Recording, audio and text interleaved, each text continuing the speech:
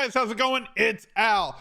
Week 3 Monday Night Football, and we've got a divisional matchup with the Cowboys going to New York to face the Giants. There's a lot of good pieces in this game, even though there's not a lot of points expected.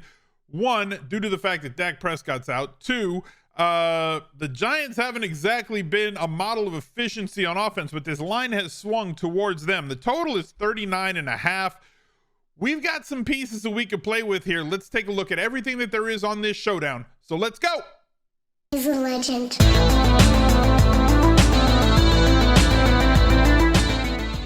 Let's start like we normally do on these showdown videos and take a look at the pick'ems that are available over at Underdog Fantasy. If you do not already, there will be a link down below where you can click on to take you to Underdog Fantasy, smizzle.tv/underdog, or you can just use the promo code ALSMIZZLE, all one word, ALSMIZZLE, and get up to $100 on your first deposit on the site. You'll get a deposit match.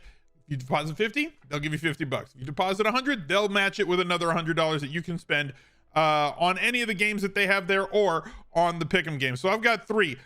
Lowers are, unders are sharper. I like betting the overs because I hate betting for rooting for punts and field goals. So I've got Sterling Shepard over 4 receptions, CeeDee Lamb over 5 receptions, and Saquon Barkley over 22.5 receiving yards. Hopefully he can rip off 1 for 25 on the first drive, and then we're all set with that one. We just got 2 to go. We're gonna do this for $50 to win 300. I don't want the insurance on this. Let's go for the full 6x here. Submit, confirm, boom. Make sure that you go check out Underdog Fantasy. They do great things over there, and I know that you're gonna like it. Make sure that you check out our fantasy football channel. Everybody who asks on all the different videos, hey Al, who won the cage match last week? How'd you do in your cash game lineups? How did your Millie Maker lineups do? Who won the Smiz Gang Listener League? All that stuff exists over on Al Smizzle Fantasy Football. Brand new YouTube channel. We're approaching 5,000 subscribers over there every single Monday. The recap video comes out. We break down everything that I did the last week, where I was right, where I was wrong, as well as Rainmakers videos and quarterback, wide receiver, running back rankings for your season-long fantasy leagues. Smizzle.tv/FF will take you there. Definitely go check that out. Let's go take a look at what we got on Monday night for Dallas against the Giants. So, very simply, we're going to start with the captains because we're going to take this step by step, and then we're going to go look at the Fantasy Labs lineup builder and how we're going to plug that in. Now, if you're building by hand, if you're building a single lineup, that's fine. Everything starts with the captain on DraftKings with the 1.5x price and the 1.5x scoring. The 2 highest volume players that we have to be concerned with on this slate. One, Saquon Barkley. He is going to be extremely popular at the captain spot. If you wanted to fade him in the largest field tournament, that's fine. It's also very possible he's going to be the optimal captain on this slate. So I don't play around and get frisky at captain with a bunch of players that don't do much, right? There's guys on this slate that I know people are like, well, what about David Sills? I can get him for like 7,500. What if somebody down here plays and I think there's something I can get this guy for this super cheap and then make that work out? And it never works out that way. There's been like one time it ever worked out in that fashion where like there was a player who was like 200 and he caught like 10 balls for 100 yards and a touchdown. Realistically speaking, you want to isolate the captains that you're going to use in your pool to the players that have the highest expectation of points. So that to me starts with Saquon Barkley. Massive amounts of volume and opportunity. 25 opportunities, that's attempts plus targets for a running back in week 2, and another 25 in week 1. A lot of places on this offense are inefficient. Some of that is Daniel Jones's fault. It's not the scheme. We'll see how that improves. And also, they haven't been healthy at wideout, and it's really hurt things. I was really high on Kadarius Toney coming into the year. Apparently, the coaching staff is not as high. He can do some things when the ball's in his hand. Kenny Golladay looks like he is aged 50 years since he signed his contract, but like that's a topic for a whole other conversation. Saquon Barkley is going to get volume. They are at home. They are favored by 1, so take that for however you want to take it. But basically, he is playing the most volume of snaps and getting the highest volume of touches. Basically any running back in the league. So you know what you're getting when you buy him. And he's got that big playability, that thing that was missing, that we missed as fans when he hurt his knee 2 years ago, last year when he stepped on a linebacker's ankle at the end of a play. and cost him that season as well. So Saquon Barkley is pretty much back. A 68-yard run in week 1, busted off a 16-yard run in week 2, and the big games and big gains are coming. It may come here against Dallas. The other optimal captain that you're going to find you get the most of, one, people are going to find their way to this the most, and two, it is a projection-based game, and the projections are going to lead people to CeeDee Lamb. 11 targets through 2 games in each game is not anything to mess with, right? I am not saying that Cooper Rush is a better quarterback than Dak Prescott. He clearly is not. First game, CeeDee Lamb was inefficient. Second game, he was a lot more efficient, catching 7 of the 11 targets that were headed his way. What we do know is this offense is going to operate through the air, and when it does, it's going to operate through CeeDee Lamb. That much it is what we thought it was, right? And volume over everything, especially when you get this many opportunities. Hopefully, some of them will turn into a touchdown when you have as athletic and as talented a wide receiver as CeeDee Lamb is. He will be your second most optimal captain. Then we get into like kind of the woods here. So captain quarterbacks, I keep mine to under like 15% because about 15% of showdowns historically have been won with a captain at quarterback, but a lot of that is skewed towards the big time quarterbacks, right? In highly offensive situations, the Patrick Mahomes, Josh Allen's, Lamar Jackson's, Herbert, players like that who can score 30 to 45 points in an island game. Tom Brady has been there a couple of times as well. Players who can get you to that point. Jalen Hurts is a perfect example. Neither of these guys really fit that bill.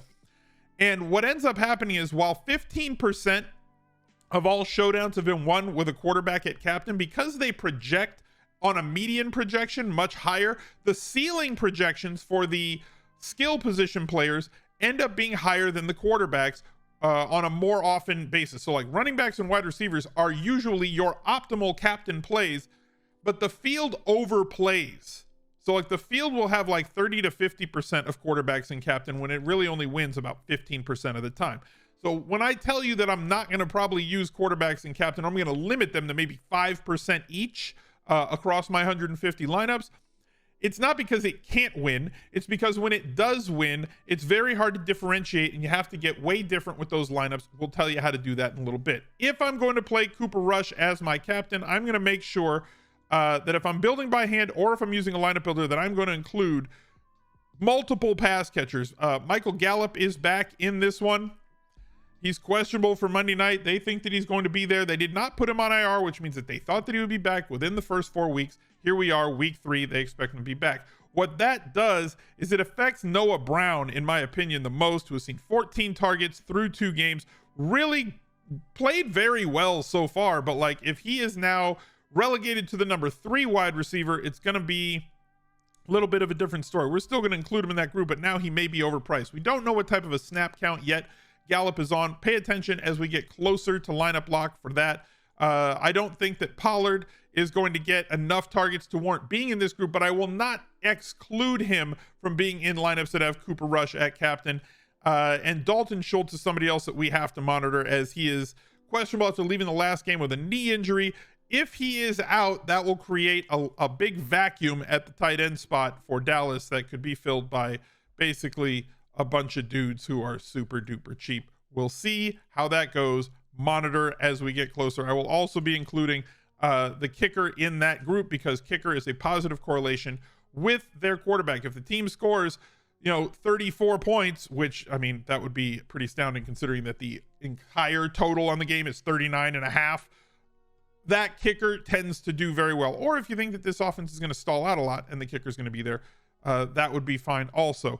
Looking at the other side, same thing kind of applies for Daniel Jones. We haven't seen a lot from him. 176 passing yards, 188 passing yards through 2 weeks. Things have to get better. However, Daniel Jones is not an elevator of talent. What I do like about him is that they have run him 16 times in the first 2 games. He does have some talent with his legs. We've seen him rip off long runs before. One of them very famously in an island game where he tripped on a squirrel on like the 8-yard line and did not score when there was nothing but green grass and an end zone in front of him. But we digress. If you're going to use Daniel Jones and captain, same rules apply that we were talking about before. Make sure that you build a group, or if you're building by hand, just make sure that you have 2 of his pass catchers. I'm probably not going to include Barkley in that group, but I will allow him to be in lineups with Jones at captain. Shepard is seeing the most volume right now. As long as he's healthy, Sterling Shepard has been very, very good. Like forever. This has always been the story. Sterling Shepard looks great, and then like something happens and he gets hurt and he can't make it. Like I guess we can pray and keep Galladay in there. Like he's just I don't know. Like really, the 3, like he may not even see the field.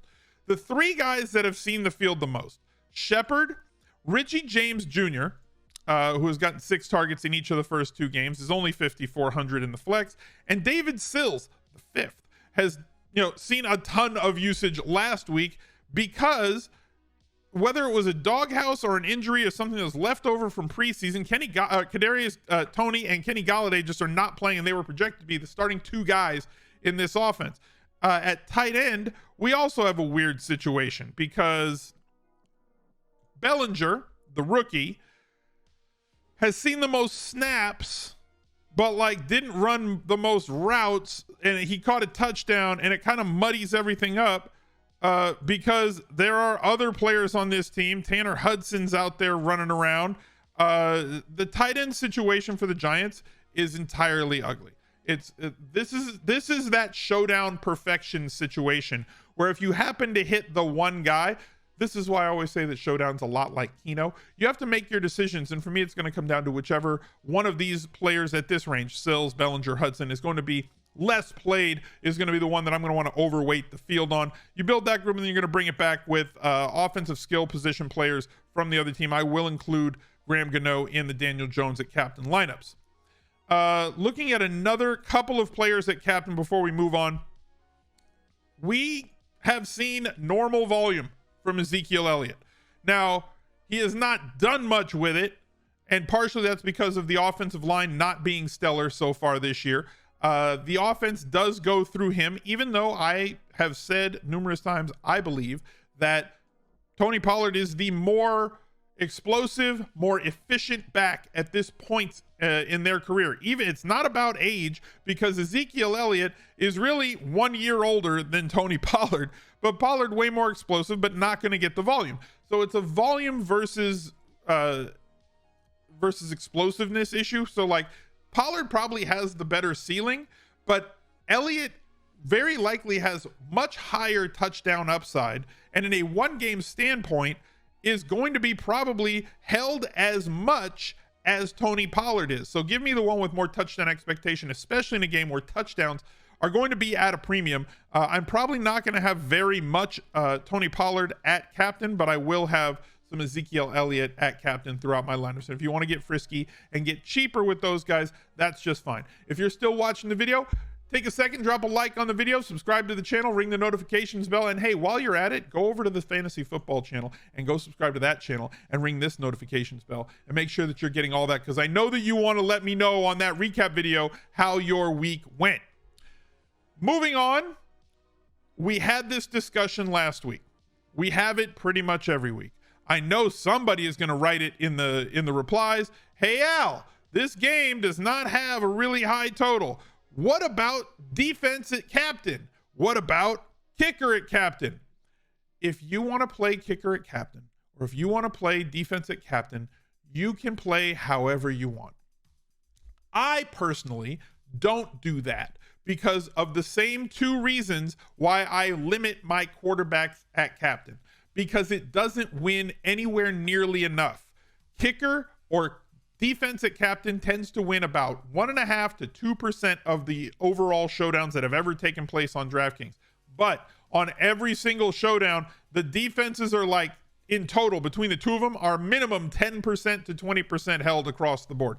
Don't be the guy paying the rake. Some showdowns you're just not going to win. And if there's a showdown where the optimal or the winning lineup has the kicker or the defense in it, you just have to allow that to happen and move on to the next showdown. You're not going to win every single one. So I take this group and I make sure that I have one of each of this group max in any lineup. Now, if you wanted to expand to 2 because you think, look, this is a game where different things can happen. These offenses are probably going to stall out. There might be more kicks than usual. Bump your kickers, make them more palatable to the lineup builder if you want. But if you play them in captain, just realize that you're so far on the wrong side of the math in terms of winning expectation and also putting yourself in a position where if that's the optimal captain, you're going to be holding hands with like 1,000 other people that are doing the same thing, thinking that they're being cute. It's not the way to get to the top of the list. It's not the way to win tournaments, and it's not the way to maximize the amount you can win when you win. You have to think about what do you win when you win. And when you win, and a lot of you guys have been winning based on my replies and mentions on Twitter and in the replies on the recap videos, take a couple of seconds, go to smizzle.tv/charity and donate a couple of bucks to No Kid Hungry. They provide school breakfasts and lunches to food insecure kids across America. And if we have the money to play daily fantasy and we win a little bit of money, every dollar helps. If you can donate $5, $10, $20, if you can donate $100. We had a community member win the Millionaire Maker. He stopped by that Monday, dropped $5,000 on No Kid Hungry. We are trying to get to 50,000 as a community. That's you guys. And for every $10,000 that you raise, I will match 10,000, making 50,000 out of my own pocket so that we can get to $100,000 together, you and me, to try and make some kids' lives a little bit better. Let's go over to Fantasy Labs and take a look at what we got over here.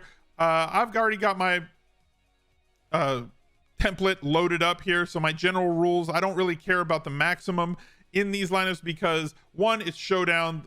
Percentages are always going to be high, and I'm going to force some contrarianism into these lineups, and it's more about correlation and then getting different by telling the lineup builder to do that for you. I'm not allowing kicker or defense in the captain spot. I will allow it to leave 10% of the salary on the table. Pair the captain quarterback with at least 2 of their pass catchers or kicker. Pair the captain quarterback with at least 1 skill position player coming back. No kicker, no defense against the captain quarterback. Pair the captain wide receiver with their quarterback. Pair the captain tight end with their quarterback. And limit to at most 1 defense or kicker from the same game. If you want to bump this to 2, if you want to build different rules, that's fine. You do you. That's how I play the game. And then in the custom rules, I make sure that every lineup has at least 1 player that plays running back, wide receiver, or tight end where their projected ownership percentage is less than 20. You can tweak this however you want. If you want to get it down to 10% and really get different, you can do that, 15% or up to 30%. However, or you can force at least 2. You can do it any way that you want, but make sure that you're getting at least 1 player differentiated into every single lineup that you build. Apply those settings, come back over here. Let's build 150 lineups over on Fantasy Labs. Go check out all the great tools that they have. Projections for NFL, college football, NBA, MLB, golf, NHL, NASCAR, MMA, and more sports. Smizzle.tv/labs with an uppercase L will take you there. It's your one-stop shop to try and make your day and research a whole lot easier so you don't have to spend the time when you work your 9-to-5 job. They've got the projections for you, and they've got a lineup builder to help you out and help you make better decisions on a slate-by-slate basis. So go to smizzle.tv/labs with an uppercase L. Look out for another video right there. He's a legend.